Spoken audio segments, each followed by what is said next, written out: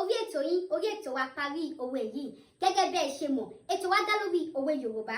A máa béèrè ìbéèrè méjì lórí òwe Yorùbá. Tá bá wá rí ẹnikẹ́ni tó dáhùn ìbéèrè méjì yìí dáadáa, ó ní àǹfààní sí ẹ̀bùn wa, ìyẹn ẹgbẹ̀rún 5 tó lóyìnbó mọ̀ sí 5,000 naira. Òwe mi àkọ́kọ́, ẹ parí ẹ̀. Àìní ìpàdé ìṣẹ́. Àìní ìpàdé ìṣẹ́. Òwe mi ìkejì, ẹ parí ẹ̀. Àgbàlagbà ń rọ́jú lọ sí Ìlọrin. Ó ní kí ó bá ọkọ tìróbọ̀. Àgbàlagbà wọ́n rọ́jú lọ sí Ìlọrin. Ó ní kí wọ́n bá ọkọ tìróbọ̀. Ẹ fi ìdáhùn yìí sí apá àkọsílẹ̀. Drop your answer in the comment section. Ibẹ̀ ni mo máa ti mú ẹni tó yege tó sì dáhùn ìbéèrè mi dáadáa.